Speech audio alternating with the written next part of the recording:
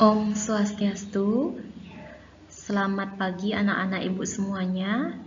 Untuk pembelajaran hari ini, ibu akan memberikan materi tentang Upaweda, yaitu bagian Itihasa.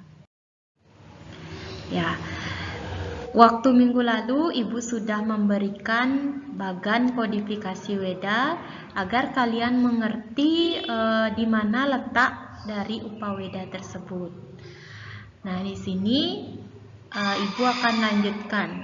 Nah, Upaweda itu terdiri dari 5, yaitu Itihasa, Purana, Arthasastra, Ayurveda, dan Gandharwa Weda.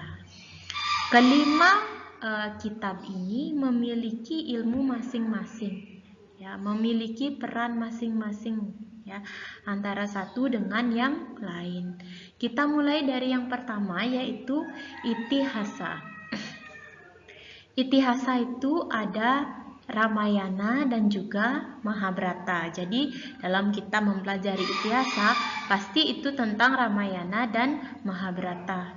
Mengapa demikian? Ya, kita harus mengetahui terlebih dahulu apa itu Itihasa. Ya. Itihasa adalah sebuah epos yang menceritakan sejarah perkembangan raja-raja dan kerajaan Hindu di masa yang silam. Itihasa ini terdiri dari 3 kata, yaitu iti, ha, dan asa, yang artinya sesungguhnya kejadian itu begitulah nyatanya. Ya. Jadi berbicara kita mengenai Itihasa berarti kita akan belajar tentang cerita, ya, cerita kepahlawanan, ya, di zaman dahulu. Itu intinya, ya, yang sesungguhnya kejadian itu begitulah nyatanya, ya. Jadi kesimpulannya, Itihasa adalah cerita-cerita tentang kepahlawanan, ya. Nah, cerita kepahlawanan ini itu penuh fantasi, roman, dan kewiraan, ya. Artinya penuh dengan kesatria, jiwa-jiwa kesatria, penuh dengan roman atau percintaan, ya. Pasti kalian sudah tidak asing lagi, ya, dengan yang namanya cerita Ramayana dan cerita Mahabharata. Cerita itu adalah cerita kepahlawanan, ya, yang mengandung dia baik itu nilai sosial politik dan juga teori-teori tentang kepemimpinan, ya. Teori-teori kepemimpinan yang diikuti oleh raja-raja zaman dahulu, ya. Jadi banyak sekali cerita Ramayana dan Mahabharata yang bisa kita ambil teori, baik itu tentang sosial politiknya, baik itu tentang filsafat atau ideologinya, dan tentang teori kepemimpinannya. Jadi Itihasa adalah cerita-cerita tentang kepahlawanan, ya. Apabila kalian sudah mengerti Itihasa itu seperti apa, kita akan lanjut ke bagian Itihasa. Bagian Itihasa itu kan ada Ramayana, dan yang kedua ada Mahabharata. Kita mulai dari yang pertama, yaitu Ramayana. Ya. Ramayana itu adalah epos yang menceritakan riwayat perjalanan Rama dalam hidupnya, ya. Jadi semua, artinya satu kitab Ramayana itu menceritakan bagaimana perjalanan hidup sang Rama. Nah, Rama ini adalah tokoh utama dalam cerita Ramayana. Rama itu adalah sebagai awatara Dewa Wisnu yang turun ke dunia untuk menyelamatkan dunia dari keangkaramurkaan raksasa Rahwana. Itu sebenarnya tujuannya, ya. Kemudian kembali lagi Kitab Ramayana ditulis oleh Maharesi Walmiki. Ya, jadi diingat, ya. Ramayana ditulis oleh Maharesi Walmiki. Nah, Maharesi Walmiki ini diberi gelar Adikawi, ya. karena beliau telah menulis cerita Ramayana. Beliau diberikan gelar Adhikawi. Ramayana ini tersusun atas 24 stansa yang dibagi atas 7 kanda. Ya. Ingat ya, 24.000 stansa dan dibagi atas 7 kanda. Saja kanda-kanda tersebut, jadi isi singkat dari tiap-tiap kanda Ramayana ya bisa dibaca ya. Jadi Ramayana itu ada 7 kanda. Dalam bab 1 kita sudah mempelajari tentang 7 kanda tersebut. Nah, di sini Ibu sekilas saja ya menyampaikan ya. Yang pertama yaitu Balakanda ya. Balakanda itu menceritakan Raja Dasarata dari negeri Kosalya yang ibu kotanya bernama Ayodhya. Itu awalnya ya ceritanya. Yang memiliki 3 orang istri dan 4 orang putra. Tuh. Jadi Balakanda itu menceritakan siapa Raja Ayodhya, kemudian berapa Raja Dasarata punya istri, berapa punya putra, siapa saja istrinya, dan siapa-siapa saja putranya. Itu yang diceritakan dalam Balakanda. Ibu tidak banyak ya karena sudah ini di bab 1. Kemudian yang kedua yaitu Ayodhya Kanda yang menceritakan Raja Dasarata yang sudah tua dan memikirkan siapa yang akan menggantikannya. Jadi di sini Sang Dasarata ingin menunjuk Rama sebagai raja. Tetapi karena permintaan Dewi Kekayi supaya Bharata yang menjadi raja, ya, maka untuk itu Sang Rama rela dia memberikan tahtanya kepada Sang Bharata. Karena sebagai cerminannya dia menghormati orang tuanya. Dan dia rela diasingkan ke hutan selama 14 tahun. Nah, kemudian Bharatalah yang menjadi raja atas nama Rama. Dengan terompahnya itu sebagai simbol terompah Rama itu ya. Atau kalau yang biasa itu bahasanya sandalnya Rama itu sebagai simbol bahwa dia memerintah atas nama Sang Rama.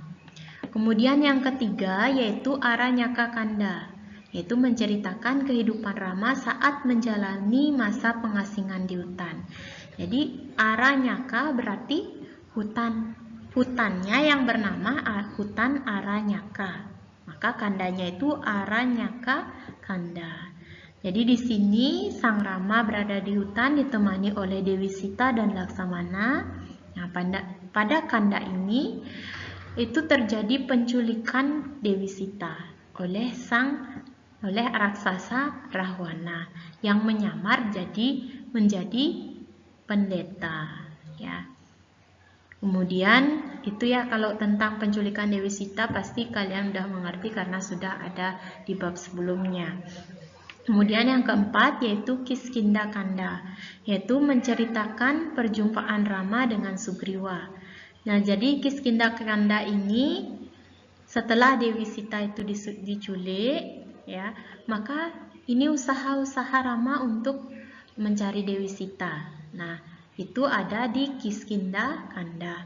Kenapa dikatakan Kiskindha Kanda? Karena di bagian ini yaitu Rama berjumpa dengan Sugriwa di kerajaan Kiskindha. Rama membantu Sugriwa untuk merebut kerajaannya dari Subali ya.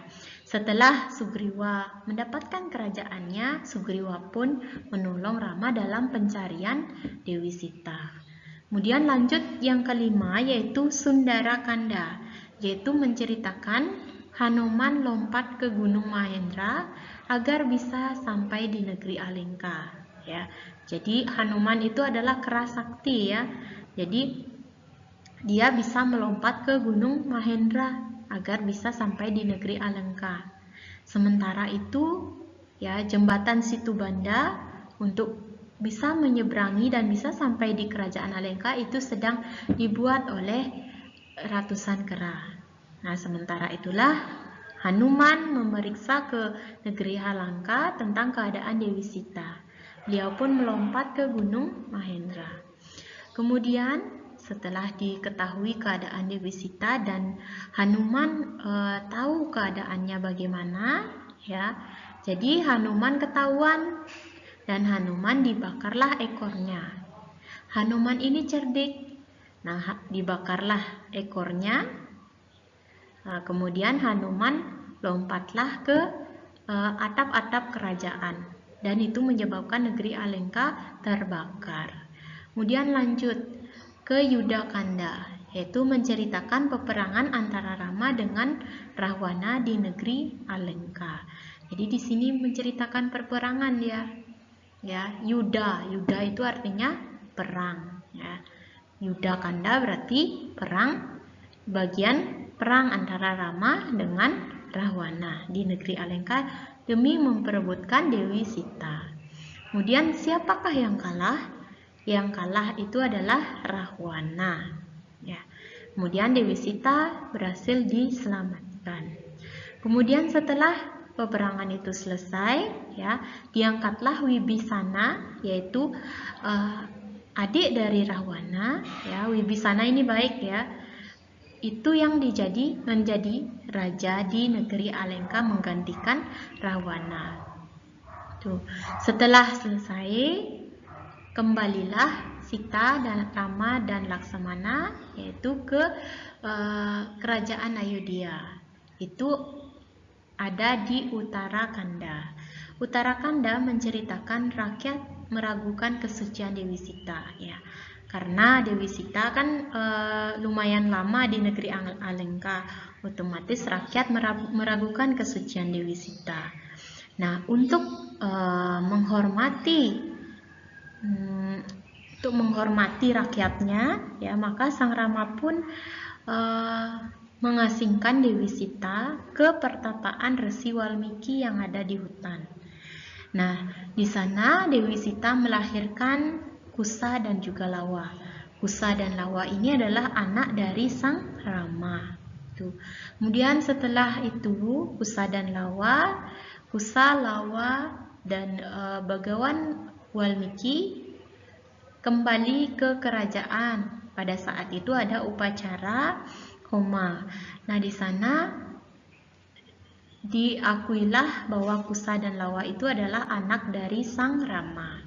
Kemudian Dewi Sita pun dipanggil untuk ke kerajaan, tetapi karena Dewi Sita ingin membuktikan dirinya bahwa dirinya adalah benar dan tidak, artinya dirinya itu suci, maka dia bersabda kalau dia ditelan oleh Ibu Pertiwi maka dia adalah suci.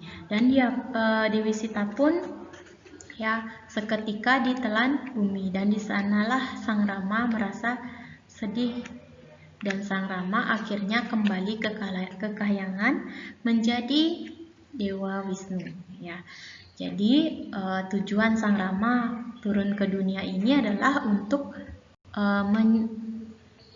menyelamatkan dunia dari keangkara murkaan Raja Rahwana. Yaitu tentang Ramayana, ya. Sekarang lanjut ke yang kedua, yaitu Mahabharata. Nah, Mahabharata ini juga mengandung cerita-cerita kepahlawanan, ya. Kepahlawanan, kemudian kesatria, banyak sekali di sini nilai-nilainya yang bisa kita petik, ya. Mahabharata ini, kalau Mahabharata ditulis oleh Maharesi Vyasa. Nah, kitab ini terdiri atas Astadasa Parva. Astadasa itu artinya 18. Jadi 18 parwa atau 18 bagian, ya. Kalau dalam Ramayana, bagian itu disebut kanda. Ya, kata bagian itu disebut kanda. Kalau dalam Mahabharata, kata bagian itu disebut dengan parwa. Nah, di kitab Mahabharata ini itu terdapat 100.000 sloka. Ya, ingat, ya. Jadi kitab Mahabharata ditulis Maharesi Vyasa yang terdiri dari 18 parwa dengan 100.000 sloka. Lumayan banyak ya. Ya, kita ke parwa-parwa dalam Mahabharata. Ini ada 18 parwa ya. Kalian bisa baca di bukunya. Ya, Ibu sampaikan sedikit-sedikit saja ya. Jadi yang pertama itu adalah ada Adi Parwa, yang artinya buku pengantar. Adi Parwa itu artinya buku pengantar. Jadi di sini memuat asal-usul dan sejarah keturunan keluarga Korawa dan Pandawa ya. Di sana banyak diceritakan asal-usulnya Pandawa, siapa ayahnya, siapa ibunya, kemudian kalau Korawa siapa ayahnya, siapa ibunya, itu tentang Adi Parwa di sana ya.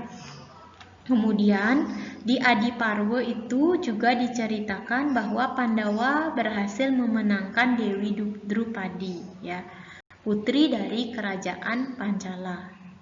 Nah, Dewi Drupadi ini ya didapatkan karena Pandawa mengikuti suatu sayembara. Itu ya tentang Adi Parwa. Di sini juga diceritakan tentang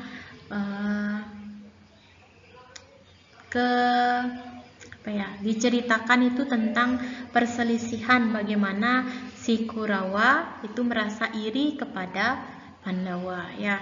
Itu tentang Adi Parwa. Kemudian yang kedua yaitu Sabha Parwa. Kalau Sabha itu artinya buku persidangan ya. Jadi bagian ini adalah permainan dadu ya. Jadi melukiskan tentang permainan dadu yang diikuti oleh Kurawa dengan Panca-Pandawa ya. Lalu siapakah yang kalah? Yang kalah dalam permainan dadu itu adalah dari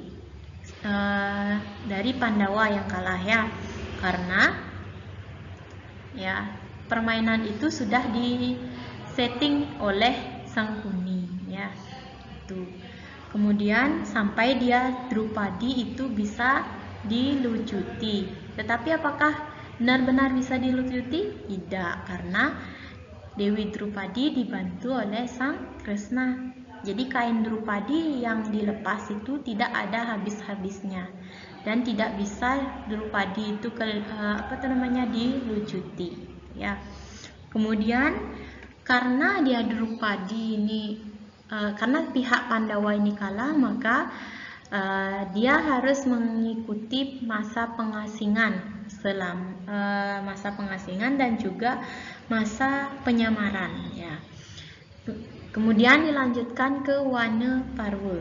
Jadi dalam Wana Parwa itu berarti buku pengembaraan di hutan. Nah, di sini dia diceritakan yaitu tentang pengembaraan Pandawa di hutan ya. Nah, itu. Kemudian setelah dia mengalami masa pengembaraan di hutan, yaitu dia kita lanjut ke Wirata Parwa, yaitu Sang Pandawa melakukan penyamaran di negeri Wirata. Makanya Wirata Parwa namanya ya, negeri tempat dia menyamar namanya Wirata ya. Itu. Kemudian lanjut ke Udyoga Parwa. Setelah Rama mengalami masa pengembaraan di hutan dan juga penyamaran di negeri Wirata, maka selanjutnya adalah Udyoga Parwa, yaitu bagaimana usaha-usaha persiapan untuk berperang. Karena di sini ketika ketika Pandawa kembali ke kerajaannya ya, tetapi Sang Korawa tidak mau dia menerima Pandawa. Maka dari itu sini muncullah suatu perselisihan dan akhirnya menuju ke persiapan perang ya. Persiapan perangnya itu adalah di Kurusetra. Kemudian lanjut ke Bhisma Parwa. Nah, di sini Bhisma Parwa itu menceritakan bagaimana Bisma yaitu menjadi senapati dari Korawa ya. Kenapa seorang Bisma bisa berpihak kepada Korawa ya? Karena Bisma mempunyai sumpah untuk selalu membela kerajaannya. Tuh. Maka dari itu dia membela Korawa. Dan lanjut Drona Parwa, yaitu tentang diceritakan Drona menjadi senapati dari pihak Korawa. Ya, itu ya. Dan di sini juga menceritakan bagaimana kematian Drona. Tuh. Kemudian lanjut ke Karna Parwa. Kalau Karna Parwa di sini diceritakan Karna sebagai senapati dari Korawa untuk melawan Pandawa. Jadi Karna itu ya, juga, di Karna Parwa juga menceritakan Karna wafat di medan perang. Kemudian lanjut ke Salya Parwa, berarti Salya sebagai senapati dari Korawa. Dan di sini juga diceritakan bagaimana kematian Salya. Ya. Kemudian Sauptika Parwa. Ya. Nah, di Salya Parwa ini Salya adalah senapati terakhir dari pihak Korawa.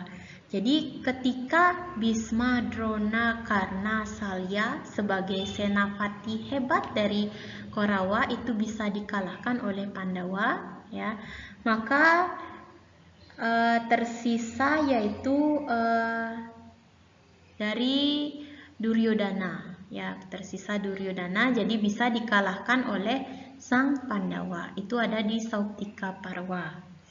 Nah, setelah Duryodhana meninggal, maka diserbulah perkemahan Pandawa oleh 3 kesatria Korawa, yaitu Aswatama, Kripa, dan Kertawarma.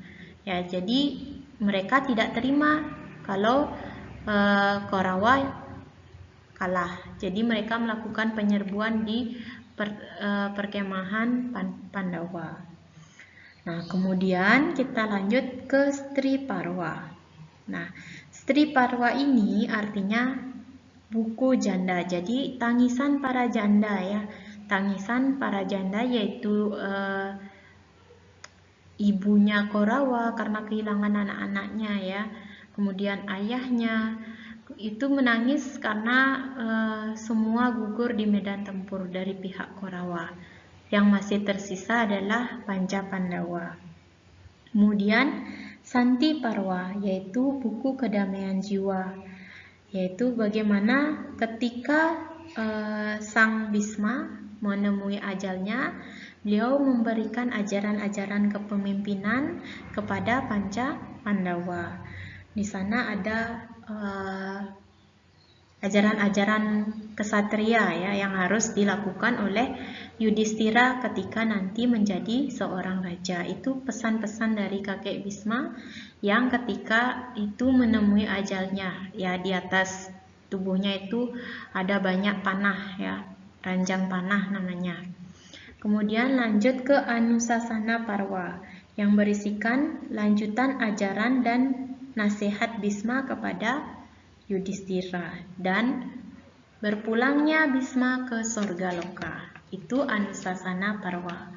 Kemudian lanjut Aswamedika Parwa, yaitu menggambarkan jalannya upacara Aswameda dan Yudhistira dianugerahi gelar Maharaja di Raja. Jadi di sini ada upacara Aswameda sebagai Yudhistira sebagai raja. Kemudian Asrama Parwa, yaitu mengisahkan sang raja Drestarstra, Dewi Gandhari dan Dewi Kunti yang melakukan pertapaan di hutan ya. Kemudian ketika mereka melakukan upacara, terjadi suatu kebakaran dan akhirnya Raja Dasarata Restarasta, Dewi Gandari, dan Dewi Kunti itu wafat. Kemudian yang selanjutnya yaitu Mosala Parwa, yaitu menggambarkan kembalinya Balarama dan Krishna ke alam baka. Ya, di sini karena tugas Krishna sudah selesai, maka dia kembali ke kahyangan karena Pandawa sudah menang dan Yudhistira sudah menjadi raja. Kemudian Mahaprastanika Parwa, yaitu Yudhistira meninggalkan tahta kerajaannya karena sudah tua ya. Kemudian sudah seiring berjalannya waktu Yudhistira sudah tua dan akhirnya singgasananya diberikan kepada anaknya yaitu Parikesit ya. Jadi di sana diberikan tahtanya. Kemudian pada Parwa ini juga diceritakan Yudhistira menuju puncak Himalaya yaitu puncak gunung Himalaya untuk melakukan perjalanan suci ya. Kemudian Sorga Rohana Parwa yaitu menceritakan bagaimana Yudhistira, Bima, Arjuna, Nakula dan Sadewa dan juga Drupadi sampai di pintu gerbang surga dan akhirnya semua Panca Pandawa masuk di alam surga. Ya, baik anak-anak ibu semuanya, untuk lebih jelasnya kalian pastinya sudah pernah menonton ya cerita dari Parwa-Parwa Mahabharata dan juga kalian bisa baca di buku paketnya tentang Astadasa Parwa lebih lanjut ya. Untuk pembelajaran hari ini Ibu cukupkan sampai di sini. Jika ada salah kata Ibu mohon maaf. Semoga kalian tetap dalam keadaan sehat dan Ibu akhiri dengan para mesanti. Om Santi Santi Santi Om.